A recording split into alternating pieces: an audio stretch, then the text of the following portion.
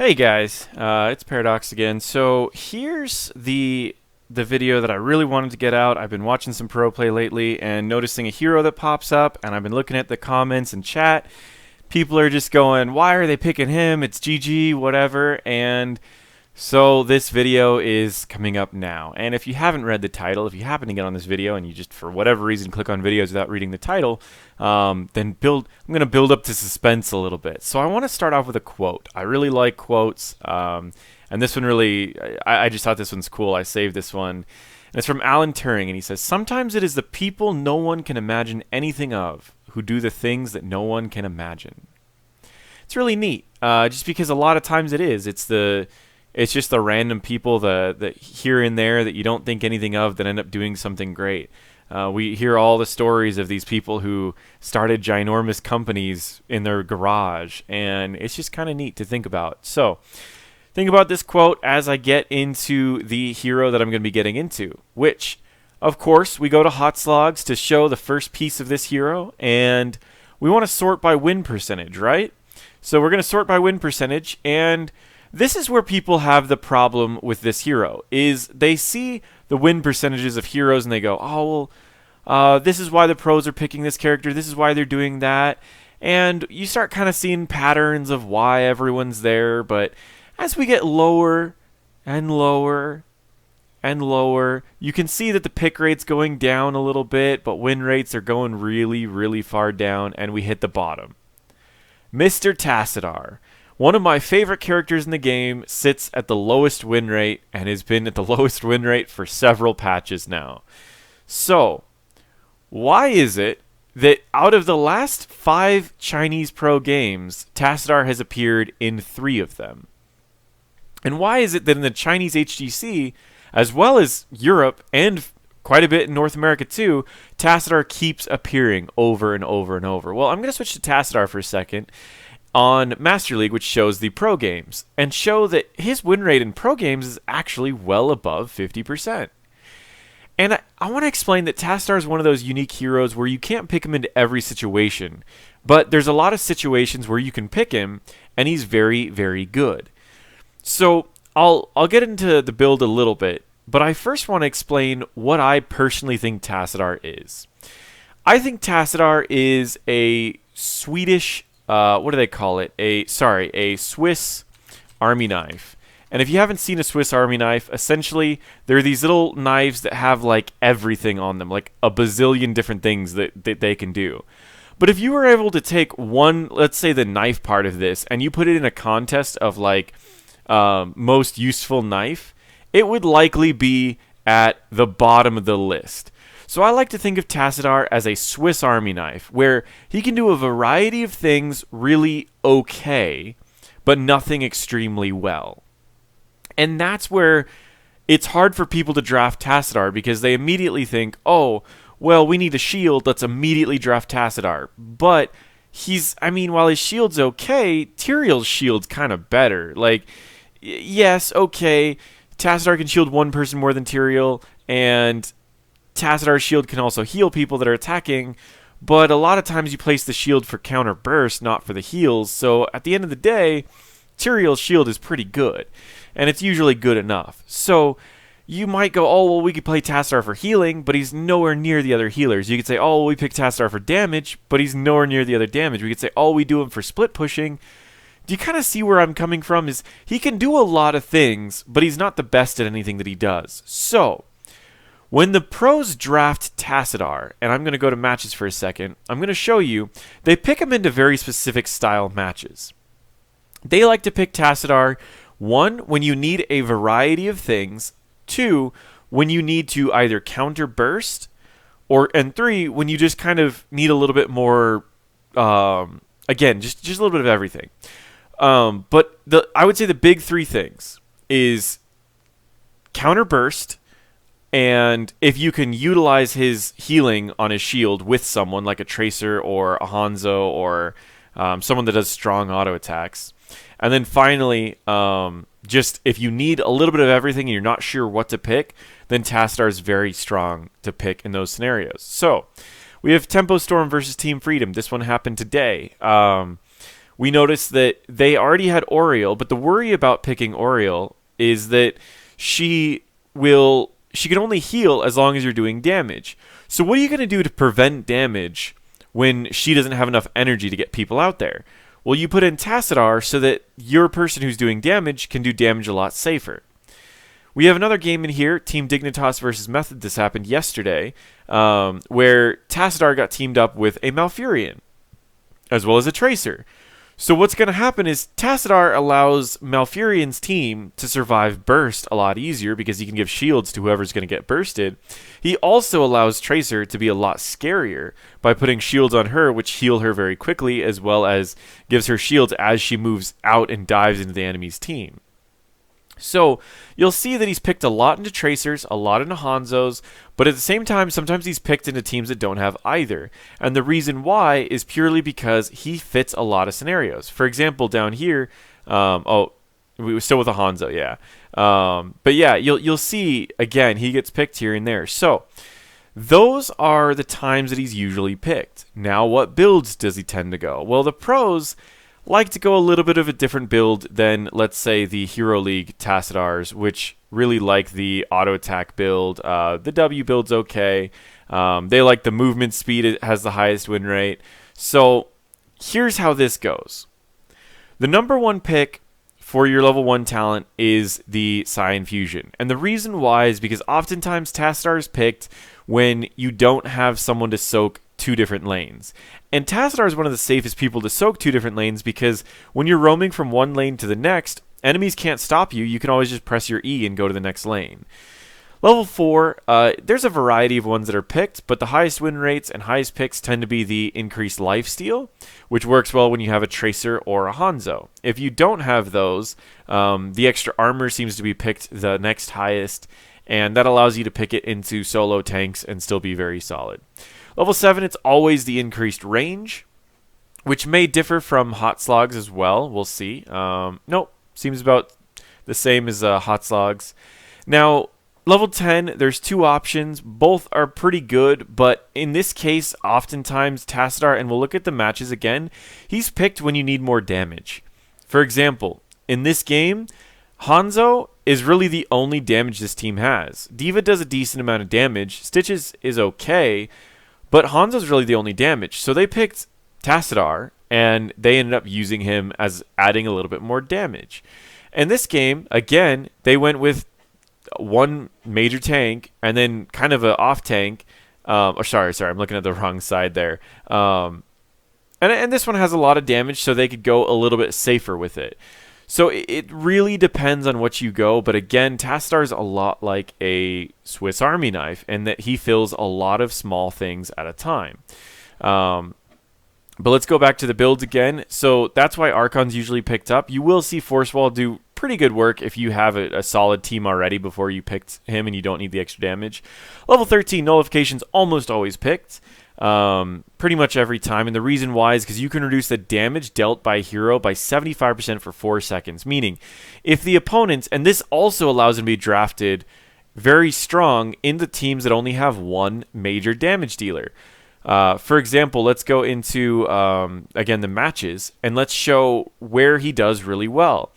So they picked Tassadar into a team with 3 damage dealers. That's pretty risky. But if you pick Tassadar into a team that only has maybe like a Hanzo and a Sonya, and you turn off the Sonya's damage, well, guess what's going to happen is it's going to rely on just the Hanzo. Now they have Maiev as well, but you can kind of see. And here's another good example. Tassadar into Greymane, into Double Tank, into Abathur. Well, what's going to happen? If you lower the damage of Greymane, they have no more damage left on their team.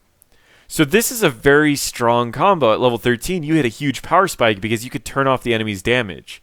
So as long as they can't win in the burst with the Abathur clone, and you can shield people, so you'll probably survive the Abathur clone, that makes it to where you have a really good shot at winning. I'm just curious on the win rate of this because I would highly think that Tassadar would have won this game, and he didn't. So sometimes you're wrong, and it happens, and it could come down to play at the same time. But this is normally a really strong comp for this. Is you can turn off the damage that the enemies do. You can buff up your team, survive any burst, and win the fight. However, at the end of the day, just because pros pick something at the right time, it still comes down to gameplay. And apparently, Zealots outplayed Fnatic in that particular game. So, with that all in mind, let's finish off the builds, and I'm going to get into a game. Level 16, they like to get the second Psionic Storm. This allows them to speed up the rate that they clear waves, as well as it just adds more damage. And Infinite Twilight Archon is a must. This is one of the largest power spikes any hero sees at level 20, because you can continually hit people with a high damage ability forever. So the longer the fight lasts, the higher chance you're going to win. And with Tassadar, you're shielding your team, so likely fights are going to last a very long time. So let's get into this game, and I'm going to share, essentially, we're going to follow around Tassadar, and I'm going to explain what he does and why he does it. This is a Chinese game, Chinese pro game in HGC, and it's a very interesting one. So let's get this rolling. To start off, I will say that at the beginning, they pretty much just soak. But the first tip that I can give about playing Tassadar, especially in pro games, is this skin right here is just really cool. But yeah, as we get started, I'm going to show you that essentially he's going to be soaking lanes. He stays with his team early to just make sure that no one gets killed. And then right as this starts going, he wants to immediately go top and start soaking top, which we see is what he's doing. Now, what I usually explain in these types of videos is why the pros play someone, but what I don't often explain is when you should be picking them. And Tassadar is one of those heroes that I feel has a really good win rate in specific scenarios, but is very weak in most scenarios. So while I can show you that pros can pick him whenever they feel like they need a little bit of everything, I don't think Tassadar is the best in those scenarios when you're trying to rank up in Hero League. However, I do think Tassadar is still a strong pick with someone like Tracer. If you have a very good Tracer on your team, he's still very, very strong. But don't follow around the Tracer. I think that's a huge problem that people make. If you watch what Tassadar is doing, he's freezing the lane so that he can get all the experience here and the towers don't take any damage. His Tracer's over here. He doesn't need to follow Tracer around. He's making sure that he can get soak in both lanes. So he's soaking both lanes the entire time. This allows his Garrosh to roam around if need be, as well as this allows his Tracer and whoever to just be doing whatever they want to. And you can double soak with Tassadar all you want, because you can still be there for your team in fights. You don't need to just follow around the Tracer all game. So that's a big thing that the pros utilize with Tassadar that regular players don't, is they don't really help people the entire time. They just simply stay going lane to lane. And this entire beginning, he just double soaks lanes. And again, I said that Tassadar's a really good double soaker, and people like to say, oh, well, Zul's the best double soaker. But the problem is when Zul's roaming from here to here, from mid to, or from top to mid, what happens is during this spot right here in pro games, people like to hide here. So if Zul starts walking down this way, all it takes is one Garrosh to walk in, flip him into the team, and he's dead. But with Tassadar, he could start walking down, and if the enemies try to gank him, he can simply use his E and walk away, which makes Tassadar fill the double soaking role a lot safer than a lot of other heroes. He may not be the best at it, but he fills it a lot safer. So looking at his build, we can see that he's going the usual build. He's going this so that he can speed up the rate that he can do the double soaking. He went for the lifesteal because he has a Tracer on his team that he can get a lot of value out of. And again, we see the objective starting, but he's still soaking. He wants to get his team level 10 for this objective, as well as they can play pretty safe. He sees that the fight is going off and he wants to go in, but he stayed for just that last minion. And you can see he walks in, he puts a shield on Tracer that Tracer can go in. She can get self-healing, do a lot of damage, and he's just soaking.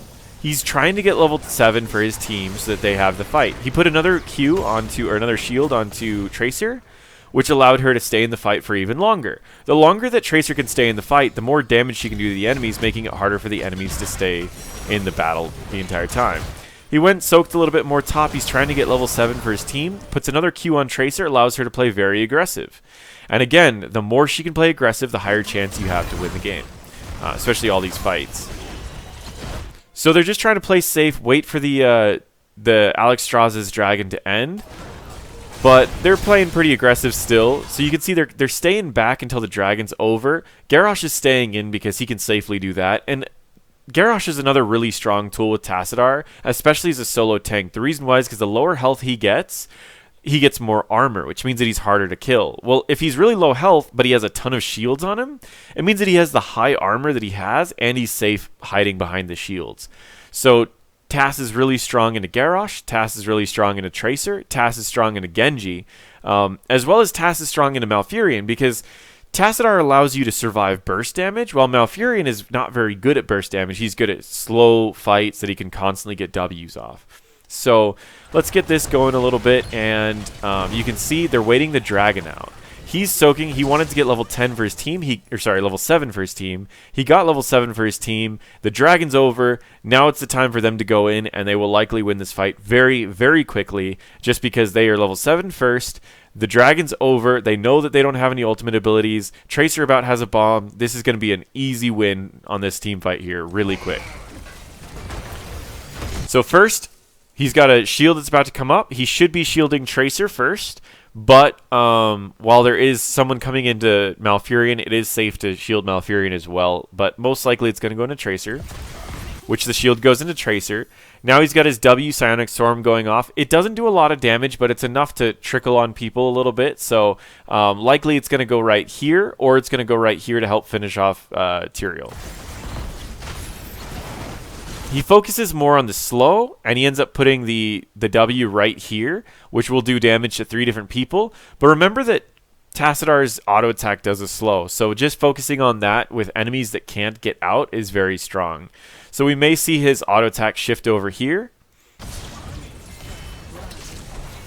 And they focus on mainly getting out. And again, what did I say? The fight would be quick. The fight would be victorious because they hit level 7 first, as well as they had everything ready and safely did the fight. Remember, guys, these are both pro teams. This is not some Heroes of the Dorm. This is not some random team league. These are 2 pro teams in the Chinese HEC tournament. It's crazy.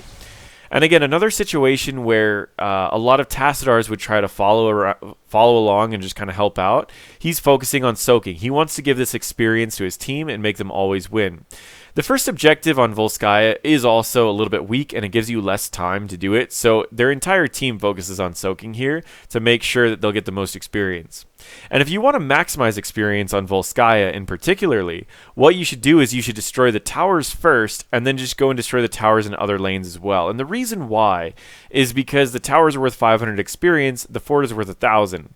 So you can safely destroy 2 towers, move up to another lane and destroy 2 towers, and you'll get the same amount of experience as you would have by destroying a fort, except for you can make it more advantageous by destroying the towers, because not only are you getting experience faster, but you're opening up the fountain for your team to kill. And if you can destroy the fountain before the next objective, makes it easier to win the next objective.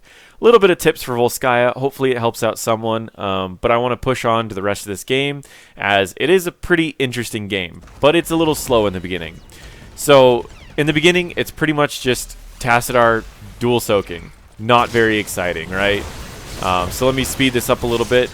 As you can see, they destroy the walls first, and they focus on destroying the fountain, because the next objective is probably going to be the top one, which means that they got the experience mid, and instead of going for a fort, which would give them the same amount of experience as destroying these 2 top towers, they're going for the fountain so that they can prepare themselves for the next objective.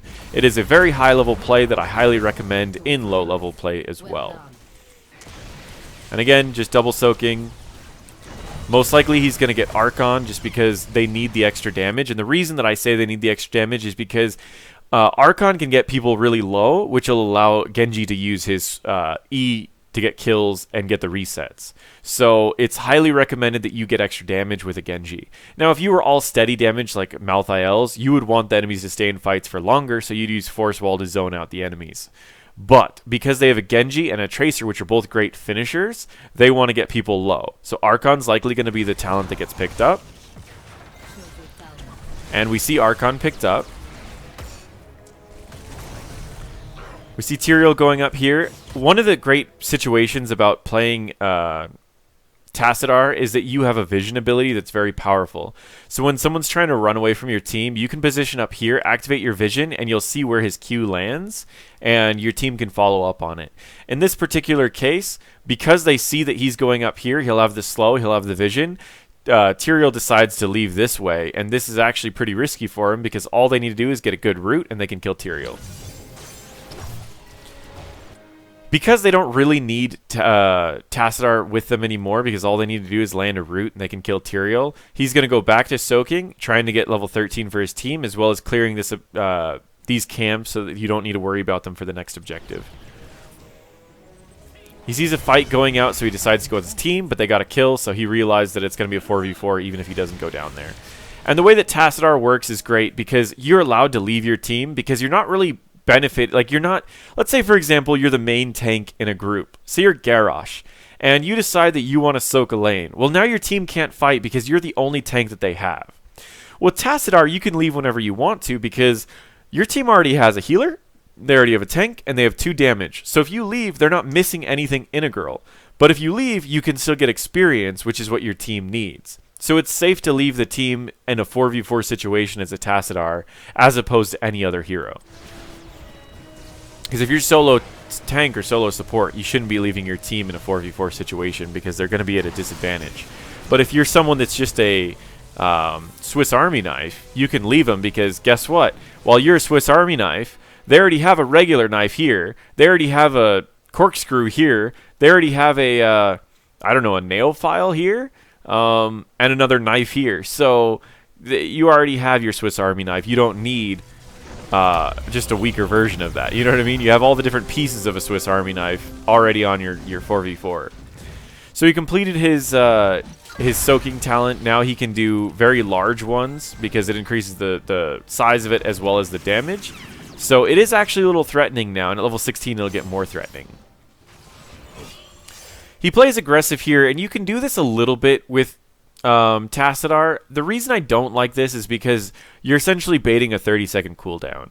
If your team's close enough, like if Garrosh was right here, it's okay because they could jump in, Garrosh can flip him, and then you're safe with your E. However, I don't like his positioning with him being this close without his team close enough. So I don't really like this. I hope he backs up just a second. Which he backs up a little bit, but still, I didn't really like the position he was in. He goes for the double soak up here, and he ends up getting caught, which is fine. As a Tassadar, you understand how much damage you can take and how much you can deal. Simply placing a Q on yourself, which will allow you to heal for 75% of the damage you do, and just tickling them with your auto attack will gain your life back and make it to where he realizes he can't get a kill here. Which you can see very quickly, Blaze realizes there's nothing that he can do. He grabs the orb because there's nothing he can do, puts a shield on Tracer because if she attacks anything, she's going to get all of her life back. Allows her to go underneath the tower as well, but she's going to take a couple hits that are unnecessary, but that's fine. And then watch her health right now. He's going to place a Q on her, and then she's going to gain a lot of her life back. Or he's not going to place a Q on her. There we go. You can see she gained all of her life back very quickly. He positions outside of this, and what he's doing is he's positioning up this way so that Tracer has a way to exit here. He could follow the same direction as Malfurion, but what's happening is Blaze now needs to make a decision. Does he go left to get Malfurion? Does he go up to get Tassadar? Or does he go down to get Tracer? Going down to get Tracer would be a waste just because she could jump away. Going up to get Tassadar would be a waste because he could just E away. Going towards Malfurion is Blaze's best bet. The problem is that he's going to try to get both people, and there's a chance that Malfurion can get out. Do you see what just happened? He tried to get both enemies with his combustion when he simply should have just gone for Malfurion.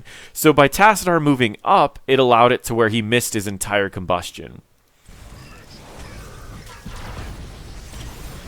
A shield goes out on Tracer right before some damage hits her, which not only protects her from the damage, but allows her to also gain some life back while auto-attacking.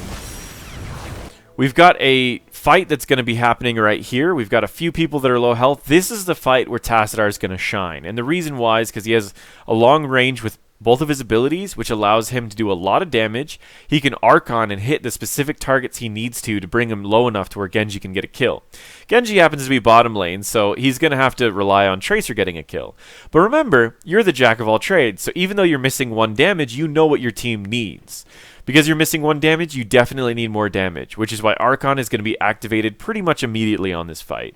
Once Archon's activated, we're probably going to keep a shield on Tracer unless they go for Malfurion quick, which it looks like that's what they're going to do. So Malfurion may get the next shield on him, and the final shield might go to Garrosh just because he's low enough health that there's going to be high value for it. So I would imagine because a shield just went on Tracer, the next shield's going to go on to... well, he's probably going to Archon first. He's going to get off 2 to 3 auto attacks, shield Malfurion, might barely save Malfurion, and then the last shield is either going to go back on Tracer or go on Garrosh, depending on the situation. Archon goes first. We've got a few auto attacks going off. We see the next shield go out on Malfurion, as I expected. But we are worried about Garrosh's health right here, so we're just doing a lot of damage. Garrosh did a taunt that immediately backed up so that he wouldn't take any damage from the auto attacks. The heal is coming back out, which should be enough to keep Garrosh alive, so he won't need to use a Q onto Garrosh. He'll likely use his next Q onto Tracer, but we'll see in 6 seconds. He gets people low enough to where Tracer will be able to finish them off. And as you can see, he ended up finishing them off, so it didn't really need the Tracer there. And the last Q ended up going, I didn't see, I think it went on the Tracer again. We get a Q onto Garrosh. It's pretty much just using the cooldowns. The mana costs are pretty low on Tassadar, not to mention that you gain mana back every time you hit something with W. So the more you're using W, the more mana you're getting back, which means that end game, no matter which build you go for level 1, you really won't ever have a mana problem with Tassadar. So just use your abilities every time they're off cooldown. Now, he doesn't want to miss Soak because he wants to get level 13 on his team. And again, this is another situation where in Hero League, usually Tassadars would just stay up here with their team, but what are you going to do? You know what I mean? If he would have stayed here, they're going to get this anyways, with or without him. So it's better for him to just go mid lane and try to force level 13. He gets this, and you can see his mana just shoot up when he starts doing his W, so that's what I'm meaning by the mana. He gets Nullification. Now, Nullification is great against their team. Why do I say that? Because they only have 2 people who can do damage. Early game, they have Maev, who does a lot of damage if you have a lot of frontline. Late game, they're going to be spreading out a little bit more because they have 2 dive heroes, 2 ranged heroes, followed up by 1 melee. So Maev won't get a lot of value. However, late game, Nazeebo will get very strong. So Nullification allows him to essentially turn off the early game damage that they have, as well as turning off the late game damage that they have. So effectively, Tassadar is turning off all the damage that they have while still giving shields and allowing their team to push further. This game is pretty much over now that Tassadar has those. But again, it still comes down to play. I could be wrong. So again, he just does double soaking. I'm going to speed up a little bit until we get to the objective. Remember what they did earlier? They destroyed the fountain, which they were able to destroy more later, but they destroyed the fountain, which allows them to get this objective for free. Malfurion decides to go up to help out. Both Genji and Tassadar decide that they want to help out as well. Tassadar just wants to soak for a little bit longer. And as long as someone's showing up bottom, again, if you remove one of their tanks from the game, you're only a... You fill every role, but their tank needs to fill specific roles. So if you keep someone down at bottom lane, you're essentially going to win the 4v4. So it allows Tassadar to be very strong there. He stays and soaks. He's trying to get his team level 16, but he realizes that they're fighting for a keep, so he's going to be heading up top. Because keep is very important, especially on this map, because the next objective is going to appear bottom lane. What happens with this map is it goes objective here, objective here, objective here, and then it resets. So the next objective is going to be bottom lane, so if they can get a keep, they're essentially going to win the game because there's always going to be things pushing down at top, or pushing top lane, which is going to split up their team. So he decides to join his team instead of just soaking so that he can get this. When he realizes that the whatever it's called gets a little low, he doesn't know if he wants to soak mid or if he wants to still push for keep. They're not a talent tier ahead, so it's a little bit risky to go for a keep. They decide to just go for the extra experience, try to hit level 16 first, maybe go for a keep later. He realizes that they don't need him to get that, so he drops a single W, and he wants to make sure that he doesn't lose soak here, because again, level 16 is extremely important. I'm going to pause and show you guys something really important right here. If we go to experience, do you kind of see what's happening? He's out soaking everyone, he's out experiencing everyone, and yet he still has the most kills in the game. His hero damage isn't the highest, but you could see it's the 3rd highest in the game. So he's not exactly doing anything amazing, but he's doing everything good enough. He's sitting at 3rd highest damage, he's sitting at the highest soak, highest siege damage, and if you want to go into healing, he's the 3rd highest healer. Which, I mean, if you add his healing with Malfurion, they're out healing Alexstrasza at the same time that Malfurion is still getting more damage than Alexstrasza, as well as he's getting more damage than Alexstrasza. So he's again a jack of all trades, a master of none, but he's doing it very, very well. So just the experience alone is allowing his team to stay ahead of the enemies. And it's forcing Blaze to double soak when they kind of need Blaze for that extra stun, because they don't really have a strong initiate without Blaze. They have Maiev, but the Tyrael can't really initiate by himself, so it really comes down to Maiev hoping for the best, and then they can't follow up with too much without Blaze. So if he can force Blaze to double soak, he's already won the game. Level 16, we see Psionic Echo picked up, and most likely they won't do too much pushing for level 20. They're going to focus on doing something at level 16 as they hit very strong power spikes. You have stun coming from Garrosh, you have, again, more heals from Malfurion, you have more damage from Tracer, and you have Final Cut, which is more damage from Genji, and more damage from Tassadar. So they hit a strong power spike at level 16, so we're likely going to see them doing a lot just trying to get value off of level 16. Pretty much free fort, get some kills up at top lane, and they want to go and get a lot of value off of this. So they go for a fort, they steal their camp, they go for the support camp. They're now preparing for the objective by getting the camps first. A shield goes out on Tracer right before any damage goes out. That shield stays throughout the entire amount of damage that that Blaze is trying to do. Again, we have a great situation in here for Tassadar. The only person that's in here is the tank, and he can survive. And you can toss one shield on him when he gets lower health, and he's guaranteed to survive. A triple taunt was just landed. Remember that Archon does splash damage, combined with your W, which is going to do a lot of damage. I mean, a little bit of damage, but it does it adds up. He also has a biotic emitter, which allows them to win this fight pretty well. So, this fight right here is going to come down to how well he does this. And he's already activating nullification, most likely on Maiev. We'll see in a second. Alright, nullification ended up getting cancelled. And he hit a lot of the... That's actually kind of interesting. He hit a lot of these, maybe to open up the fight a little bit better for his team. I don't know if that was a good call or not. But the Warden's Cage was interrupted by his walking through it. Again, I don't know if that's the best call. So... what's happening in this situation is there's already a heal on the ground. We've got the Tranquility that's going out, and we have a lot of healing going out. As long as they don't get bursted from this initial hit, they're going to win this fight. What he could do is he could use Nullification on the Blaze to reduce the damage of this big hit, because it's likely going to hit everyone. So Nullification on him would definitely cause them to win this fight. There's a Sanct that goes out. I don't know who the Nullification hits, because no matter who it hits, it's immediately canceled by the Sanctification. So, if it did hit this, I'm not sure. He E's out, and part of the reason that he E's out is because he knows that he's going to get his E back with Archon. He could have E'd in the same direction as his team, but this allows him to split up the enemy team by doing this, and he still has long range with his abilities because of his level 7 talent pick, so he could be in a really awkward position and still be okay.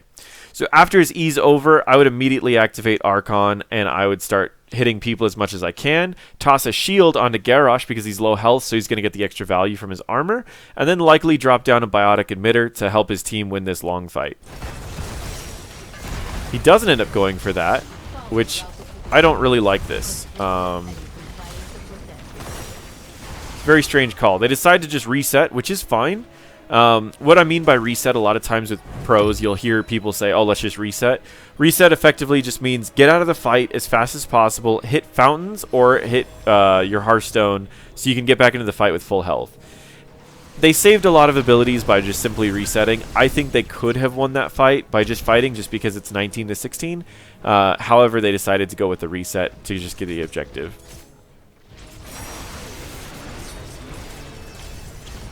Alright, let's speed up. I just want to see how this goes near the end of this game. That's another thing that you can do with your W is a lot of times you'll see him use it to where he does one here and one here so you can hit an entire wave very easily or hit just large zones. But you can toss it down for 1.5 seconds and then toss your second one down, making it essentially 4.5 seconds of Psionic Storm.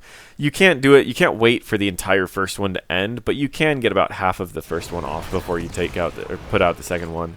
It allows you to just get longer Psionic Storms down on things and more damage. Psionic Storm does not stack with the second cast. It simply can be placed in 2 different areas. Level 20, we have the permanent Archon picked up. Again, it allows you to stay in Archon for a long time and allows them to have a lot of damage in team fights. Also, because you're doing damage forever and it's all auto attack based, you can simply place plasma shields on yourself to heal yourself for a lot of your health back, allowing you to be this kind of unstoppable machine the longer it goes on for. And remembers his experience. So while Tassadar's strongest talent is at level 20, he also made it a self-fulfilling prophecy. He got himself to level 20 by double soaking lanes.